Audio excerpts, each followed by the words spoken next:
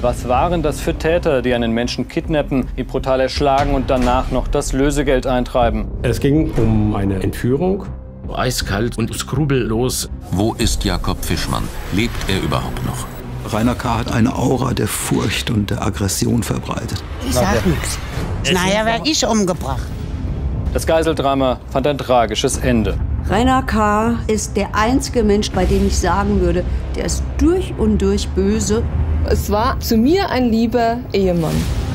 Der Sohn war mehr oder weniger das willenlose Werkzeug. Wir haben dann die Garage geöffnet. Wir haben schon festgestellt, dass es einen abgemauerten Teil gab. Dieser Raum war komplett neu gestrichen. Warum streicht man denn den Fußboden weiß?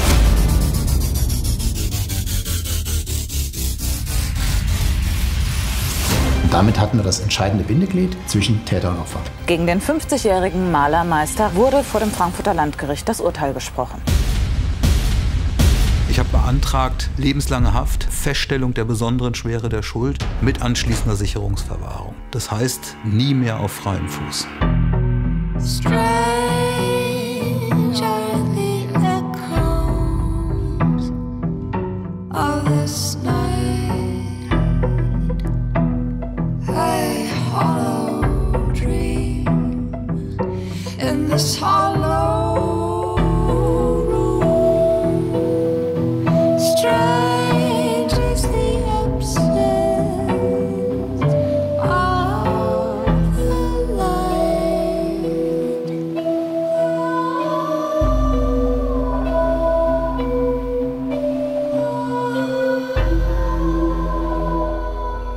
Das Frankfurter Westend.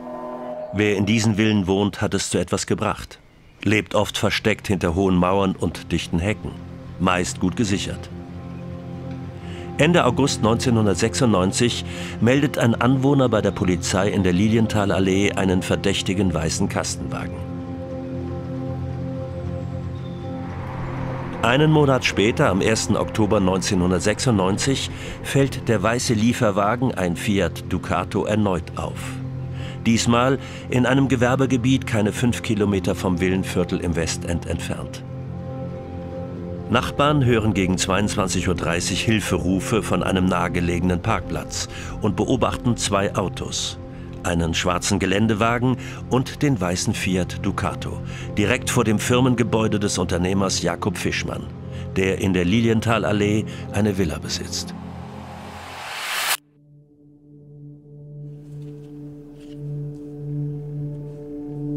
(1996) war ich im Hessischen Landeskriminalamt Mitarbeiter im Erkennungsdienst und da zuständig als Leiter einer Tatortgruppe.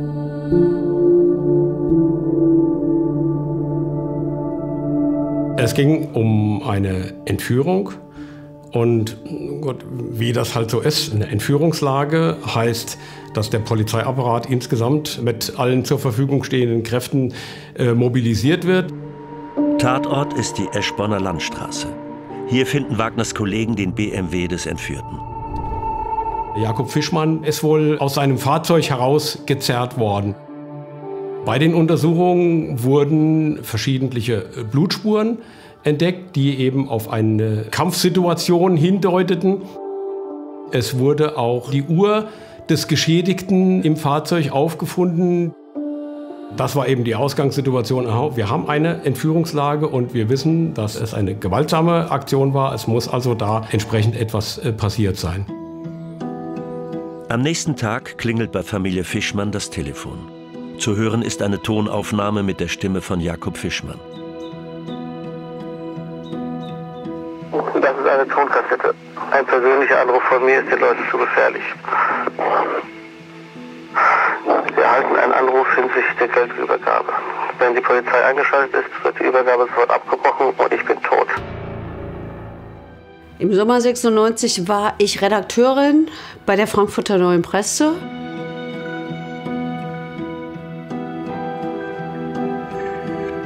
Ich war damals noch ziemlich jung und weil ich noch so jung war, fehlten mir natürlich die Kontakte zu Polizei und Staatsanwaltschaft. Zuallererst haben wir uns natürlich Jakob Fischmann angeguckt. Heute kennen wir den Namen, aber damals war der ja ziemlich unbekannt. Das war ja das, was ihn ausgemacht hat, wie wir später dann erfahren haben, nämlich, dass er sehr zurückgezogen gelebt hat und dass man eigentlich gar nicht viel von ihm wusste, obwohl er ein so sehr wohlhabender Mensch war.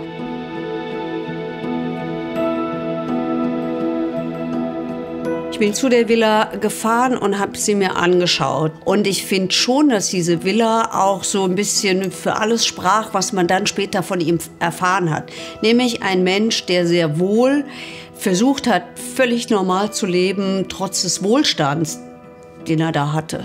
Das Anwesen selbst sehr gediegen, sehr vornehm, nicht sehr aufwendig, aber halt schon ja, etwas Besonderes, also schon außergewöhnlich. Spurensucher Ulrich Wagner vom Hessischen Landeskriminalamt ist als erster in der Villa, um dort nach Vergleichsspuren des entführten Jakob Fischmann zu suchen.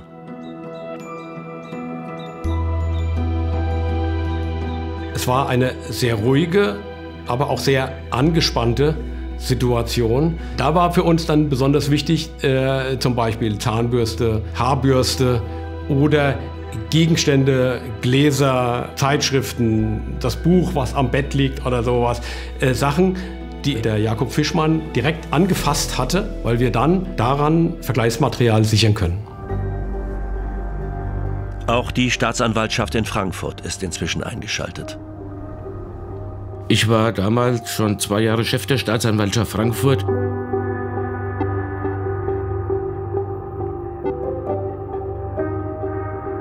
Bei einem solch bedeutenden Fall wird natürlich dann auch der Chef des Hauses, also der leitende Oberstaatsanwalt, informiert. 2 Tage nach der Entführung gibt es nur wenige Spuren. Wer hat Jakob Fischmann entführt und wie geht es ihm? Hart und seine Kollegen sind nervös. Sie müssen jetzt erst einmal die Lösegeldforderung abwarten. Zunächst mal ist das Entscheidende, alles zu unterlassen, was Leben oder Gesundheit der Geisel gefährden könnte. Da es sich hier um einen sehr frühen Zeitpunkt der Entführungssituation handelte, war natürlich Öffentlichkeit auch noch nicht so involviert. Um das Leben Jakob Fischmanns nicht zu gefährden, arbeiten die Ermittler verdeckt. Noch immer gibt es kein Lebenszeichen des Entführten. Also es wird ja wild spekuliert in so einem Fall. In diesem Fall erinnere ich mich daran, dass vor allen Dingen darum ging, ob nicht irgendwelche osteuropäischen Geschäftsleute, die mit ihm zu tun haben, dahinter steckten. Tatsächlich hat Jakob Fischmann Geschäftspartner in Osteuropa. Dass er einer der reichsten Bürger Frankfurts ist, weiß Mitte der 90er Jahre kaum einer in der Stadt. Die Familie lebt zurückgezogen. Der Vater hatte vor allem mit Videorekordern aus Japan ein Vermögen gemacht. Von ihm hat Jakob die Firma geerbt. Mir war aufgefallen, zuvor im Zusammenhang mit dem Musical Tommy in Offenbach, weil er das gerettet hat. Ich habe mir den Namen nur deshalb gemerkt, weil der Kollege mir damals gesagt hat, der schreibt sich so seltsam, nämlich mit SZ. Das war das Einzige, was ich wusste. Auch die Polizei weiß nicht viel über Jakob Fischmann. Eine Spur zu seinen osteuropäischen Geschäftspartnern führt ins Leere. 2 Tage später taucht ein handgeschriebener Erpresserbrief auf. Der Entführer fordert 3,5 Millionen D-Mark. Übergabeort: eine Schallschutzmauer an der A3 bei Frankfurt. Die Beamten der Polizei, die wissen ganz genau, dass man in der Kontaktaufnahme mit einem Erpresser natürlich alles unterlässt, was den reizen könnte, wütend machen könnte. Trotz des Risikos zahlt die Familie nicht. In einem Brief, den sie an der Schallschutztür ablegen lässt, fordert sie ein Lebenszeichen von Jakob Fischmann. Das ist aus meiner Sicht völlig in Ordnung, dass man ein Lebenszeichen verlangt, denn man muss ja wissen, ob man es mit einem ernstzunehmenden Erpressungsversuch zu tun hat. Und in der Regel geben die Erpresser dann auch ein Lebenszeichen von der Geisel. Im Anschluss an diese Aktion war der Auftrag an die Spurensicherung: fahrt dahin und guckt euch diese Örtlichkeit genau an. Als die Beamten eintreffen, ist der Brief der Familie verschwunden. Der Täter muss also vor Ort gewesen sein. Hat er Spuren hinterlassen? An der Schallschutztür haben wir zunächst festgestellt, dass die Tür mit einem Holzkeil, so ein Stück von der Dachlatte, relativ neu, versperrt war. Weil es etwas Ungewöhnliches war, ist der Keil mitgenommen worden, asserviert worden und für eventuell weitere Untersuchungen dann ins LKA gebracht worden. Die junge Gerichtsreporterin Heike Borufka berichtet über den Entführungsfall von Beginn an. Bis heute hat sie wichtige Dokumente archiviert, so auch die Kopie eines weiteren Erpresserbriefs des Täters. Jakob hat sich bei der Entführung sehr zur Wehr gesetzt und deshalb einige Kopfverletzungen davongetragen. Nichts Ernstes, aber Kopfverletzungen bluten eben sehr. Weiterhin hat er 1 oder 2 Rippen gebrochen oder zumindest angebrochen. Er wird daran nicht sterben, aber es wäre besser, wenn er so schnell wie möglich in Behandlung käme. Wenn er umkommt, dann nur, weil unsere Forderungen nicht erfüllt wurden. Wir werden keine Hand an ihn legen, sondern uns ganz einfach nicht mehr melden. Wir wollen übrigens jetzt 500.000 Mark mehr als Strafe für die verpatzte erste Übergabe. Erst wenn wir das Lösegeld in Händen haben, werden wir Ihnen mitteilen, wo Jakob sich befindet. So und nicht anders wird es gemacht. Eine Woche ist schon vergangen und noch immer weiß die Bevölkerung nichts über die Entführung. Für die Angehörigen sind es furchtbare Stunden und Tage.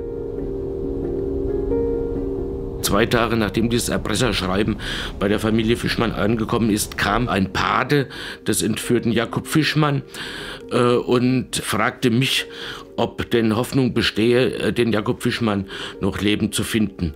In der Anfangsphase habe ich natürlich ihm Hoffnung gemacht und habe gesagt, ja, das besteht gute Aussichten. Die meisten Entführungsfälle, die mir bekannt sind jedenfalls, sind gut ausgegangen, sodass die Opfer später lebend und wohlbehalten gefunden wurden.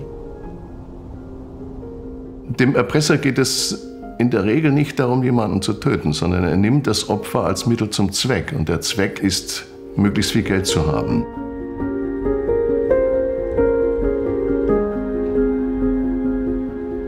Ich war damals Leiter einer Bund-Länder-Einrichtung und von daher befasste ich mich sozusagen ausschließlich mit Kriminalität und war jemand, den man immer wieder gefragt hat, wenn es irgendwelche spektakulären Verbrechen gab, Entführungen, Mord, solche Dinge.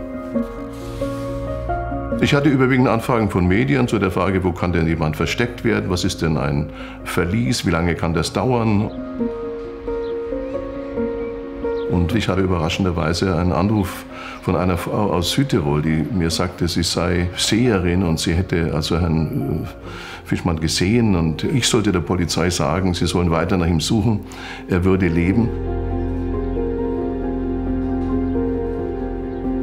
Solche Dinge passieren auch, also dass irgendwelche Schlaumeier gibt, die meinen, etwas zu wissen. Diese Frau wusste natürlich gar nichts. Auch im Hessischen Landeskriminalamt hat man eine Woche nach der Entführung keine neuen Erkenntnisse. Noch immer fehlt jedes Lebenszeichen von Jakob Fischmann. Dieser Fall war für mich natürlich schon etwas Besonderes. Eine Entführung ist immer etwas, was den Polizeiapparat in der Gänze in Bewegung setzt.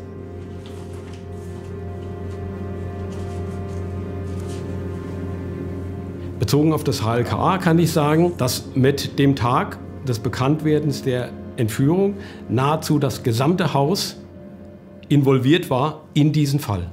Die große Frage war natürlich immer noch, wo ist Jakob Fischmann? Ist er noch am Leben? Ihn aufzufinden, das war der zentrale Punkt. Dann endlich eine neue Spur. 9 Tage nach der Entführung. In Butzbach wird am 10. Oktober 1996 ein weißer Fiat Ducato entdeckt. Schnell ist klar, es ist das Entführungsfahrzeug. Im Laderaum finden die Spurensucher eine Visitenkarte von Jakob Fischmann. Am gleichen Tag meldet sich der Entführer wieder per Brief bei den Angehörigen. Auf der rechten Seite steht ein grauer Fiat ohne Nummernschilder. Legen Sie die Tasche hinter dem Wagen ab. Fahren Sie dann umgehend zu Kilometer 100, halten an und bleiben 5 Minuten im Wagen sitzen, ohne auszusteigen.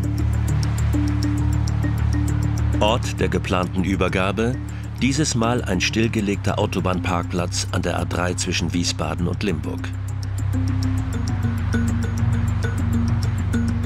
Das ist natürlich vom Täter geschickt gewählt gewesen, denn da ist natürlich Bewegung. Da sind viele Autos, viele Personen und sie können natürlich das Überwachungsnetz nicht so eng gestalten, dass der Täter sofort merkt, dass da Polizei vor Ort ist. Die Beamten sind da, rund um Kilometer 132 an der A3, gut versteckt.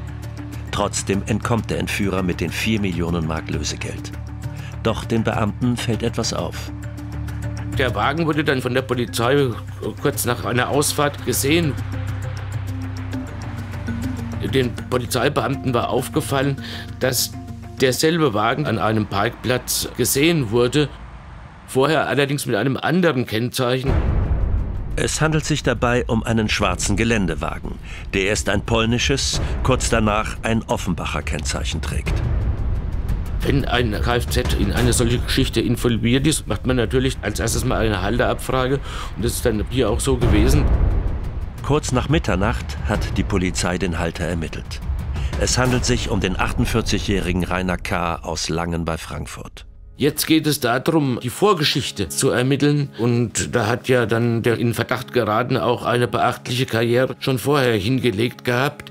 Es stellte sich dann heraus, dass er an weiteren Entführungen beteiligt gewesen war und auch davor schon wegen Totschlags eine zeitige Freiheitsstrafe bekommen hatte. Erpresserischer Menschenraub ist ein Verbrechen, das, wenn es zum Erfolg führen soll, nicht von einfach strukturierten Menschen gemacht werden kann. Man könnte sagen, das Standardprofil eines Erpressers ist ein eher schon älterer, also über 40 oder über 50-jähriger Mann, der aber kein unbeschriebenes Blatt ist. Es ist eine schlaflose Nacht für die Beamten vom 10. auf den 11. Oktober. Der Ermittlungsapparat von Polizei und Landeskriminalamt läuft auf Hochtouren. Auf den Computern und in den Archiven suchen die Ermittler nach Hinweisen zu dem Tatverdächtigen. In so einem Fall, wo man vielleicht noch die Geisel leben findet, wird man natürlich nicht sofort zuschlagen und den Täter festnehmen, sondern man versucht zu überwachen, ob er sich bewegt in Richtung Geisel. Wenn die Geisel lebt, muss sie ja mit Nahrungsmitteln, mit Getränken versorgt werden. Oder manche Geiseln nehmen Tabletten, dass Medikamente hingebracht werden müssen. Und man versucht eben dann so zunächst einige Zeit ein Überwachungsnetz zu knüpfen, um an die hoffentlich lebende Geisel noch heranzukommen. Der Bungalow von Rainer K. in Langen, südlich von Frankfurt, wird rund um die Uhr überwacht. Man konnte nicht sofort dann zugreifen, man konnte das Opfer nicht befreien, man wusste nicht, wo es ist, was mit ihm ist. Es war schon ein sehr ungewöhnlicher Fall. Auch die Lösegeldsumme war relativ hoch mit 4 Millionen D-Mark. Das war schon etwas, was aus anderen Verbrechen dieser Art sich in gewisser Weise abhob.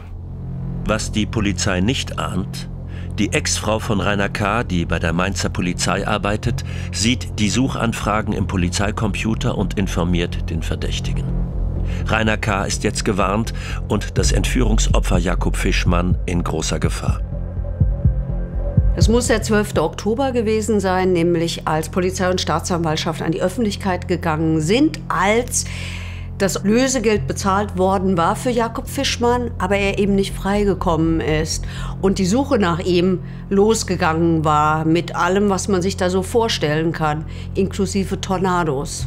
Die Polizei ging damit aber erst gestern an die Öffentlichkeit, nachdem Fischmann trotz einer Lösegeldübergabe von 4 Millionen Mark nicht freigekommen war. Hier neben dem Autowrack auf der Autobahn Frankfurt-Köln wurden die 4 Millionen Mark Lösegeld abgelegt. Danach war das Geld verschwunden. Die Situation der Polizei bei der Entführung von Jakob Fischmann ist schwierig. Denn nach Meinung der Einsatzstelle hat man eigentlich alles richtig gemacht. Wo ist Jakob Fischmann? Friert er? Leidet er? Lebt er überhaupt noch? Die Medien sind informiert worden und berichten jetzt rund um die Uhr. Jede verfügbare Kraft ist im Einsatz. Tornados mit Wärmebildkameras donnern über den Taunus. Nichts, keine Spur. Es war ein Fall, der von Anfang an schon ein bisschen rätselhaft war, denn wenn das Opfer nicht freigegeben wird, ist die Wahrscheinlichkeit, dass das Opfer auch gar nicht mehr lebt, relativ groß. Aber das wollte ich selbstverständlich nicht in den Medien sagen, denn es hätte ja auch anders sein können. Es gab ja Fälle, bei denen das auch anders dann war, wo eine Freilassung erst nach einigen Tagen erfolgt ist. Der leitende Oberstaatsanwalt glaubt mittlerweile auch nicht mehr daran, dass Jakob Fischmann noch lebt. Nach Tagen des Wartens, Bangens und Hoffens schwindet auch bei den Angehörigen die Zuversicht. Der Pate des entführten Jakob Fischmann war durch diese Mitteilung so erschüttert, dass er bei mir in meinem Dienstzimmer in Tränen ausbrach, was mich unglaublich bewegt hat. Das ist unser professionelles Geschäft. Ich will nicht sagen, dass man dabei abstumpft, im Gegenteil. Aber man weiß auch eben, dass man die Dinge nicht so dicht an sich heranlassen darf. Bei den Angehörigen ist das natürlich eine komplett andere Situation. Das ist eine psychische Katastrophe für alle Familienangehörigen. Die Polizei hat heute die Umgebung der Autobahn A3 bei Idstein abgesucht. Dort war am Donnerstag das Lösegeld übergeben worden. Die Ermittler hoffen, Spuren Fischmanns und der Täter zu finden. Die Bevölkerung wird mit Handzetteln um Hinweise gebeten. Ein Anhaltspunkt könnten diese Medikamente sein, die die Entführer dem allergiekranken Fischmann möglicherweise besorgen. Das war damals natürlich schon wesentlich schwieriger, von der Öffentlichkeit Informationen zu bekommen. Denn Handyvideos und solche Geschichten gab es ja alles in dem Umfang nicht, wie es heute der Fall ist. Aber trotzdem gab es auch immer wieder mal Zeugenhinweise, die was beobachtet hatten. Eine Frau aus Wiesbaden-Freudenberg meldet sich bei der Polizei. Sie habe spät abends einen Mann in einem Nachbargarten beobachtet, der etwas vergräbt. Die Polizei überprüft die Eigentümer. Ein Volltreffer. Das Haus gehört den Eltern von Rainer K. In den frühen Morgenstunden findet die Polizei in dem Garten von Eltern in Wiesbaden-Freudenberg die 4 Millionen Mark. Am 16. Oktober erhält die junge Frankfurter Journalistin Heike Borufka von ihrer Zeitung den Auftrag, auf die Pressekonferenz des Landeskriminalamtes zu gehen. Der 16. Oktober, das war ein unglaublich hektischer Tag. Und ich bin dann zusammen mit allen anderen zu dem Haus von Rainer K.'s Eltern. Das war schon spürbar, diese Dimension dieses Falles. Auf so einem Termin kommen die Polizeireporter, und ich sage bewusst Reporter, weil es waren fast nur Männer. Und da steht da so eine junge Frau dazwischen und würde auch ganz gerne mitspielen oder mitmachen und so. Das ist schon eine sehr angespannte Situation auch gewesen. Ich selber habe gedacht, oh Gott, oh Gott, oh Gott, wie soll ich das alles schaffen? Zu viele Namen, Daten, Fakten. Die Dimension des Falles für das Land Hessen setzt die junge Reporterin schwer unter Druck. Die Polizei hat das sehr stolz präsentiert, dass sie da dieses Lösegeld gefunden haben. Auf einer Pressekonferenz wird mitgeteilt, dass das Landeskriminalamt 5 Tatverdächtige festgenommen hat. Darunter Sven und Rainer K. und seine 3. Ehefrau Renate. Als man gesehen hatte, das ist wohl Vater und Sohn, die da im Verdacht stehen, habe ich mir gedacht, naja, das macht einerseits Sinn. Man kann das alleine schwerlich durchziehen, so ein Verbrechen. Und zum anderen, der Sohn, der seinem Vater hörig ist, wenn er ihn entsprechend erzogen hat, ist dann auch aus der Tätersicht zuverlässiger als irgendein Kumpel. Den kann er eher zügeln und im Zaum halten. Man merkte wohl schon ziemlich von Anfang an, dass da ein absolutes Überordnungsverhältnis stattfand, dass der Vater die dominante Figur war und der Sohn eben mehr oder weniger das willenlose Werkzeug. Zur Überraschung der Ermittler beschuldigt Rainer K. kurz nach der Festnahme seinen Sohn Sven. Der habe die Entführung von Jakob Fischmann geplant und durchgeführt. Er, der Vater, habe nur beim Vergraben des Lösegelds geholfen. Darauf konzentrierten sich dann natürlich die Vernehmungen der Polizeibeamten, die dann eben auch sich intensiv mit dem Sohn auseinandergesetzt hat, bis der dann sozusagen sein Verhältnis zum Vater zerbrochen hat und die Entführung zugestanden hat durch den Vater.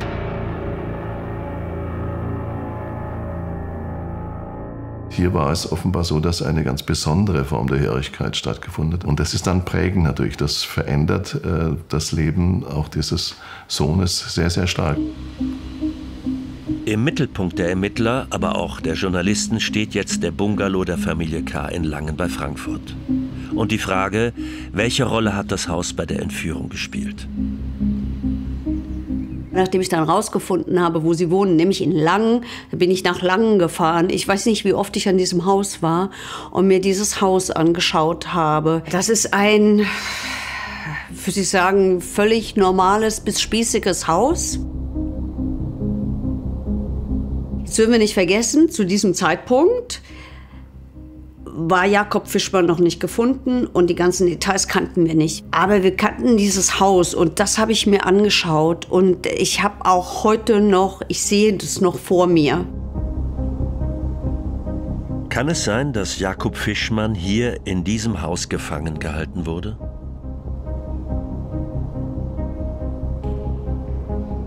Im Rahmen der Ermittlungen ist natürlich das Haus, das Anwesen des Rainer K. auch durchsucht worden. Wir haben dann die Garage geöffnet. In dem Augenblick sind mindestens ein Dutzend Journalisten plötzlich aufgetaucht, haben Kameras aufgebaut, um diese Einfahrt, um die Maßnahmen zu filmen.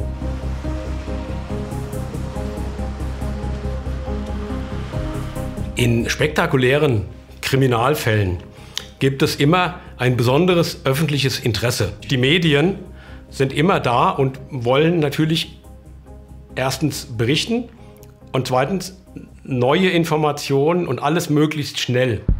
Und tatsächlich kann Ulrich Wagner den wartenden Journalisten etwas Neues präsentieren. In der Garage stoßen die Spurensucher auf ein verlassenes Verlies. Also dieser hintere Teil der Garage, da war eine Wand eingezogen mit einer entsprechenden Tür. Das Ganze war verkleidet mit Styroporplatten. Was aber besonders ungewöhnlich war, dass dieser Raum innen komplett Decke, Wände mit Fußboden neu und sehr dick weiß gestrichen war.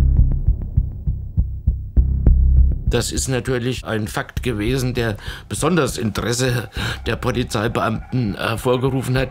Und sie haben dann unter dem Putz Blutspuren gefunden.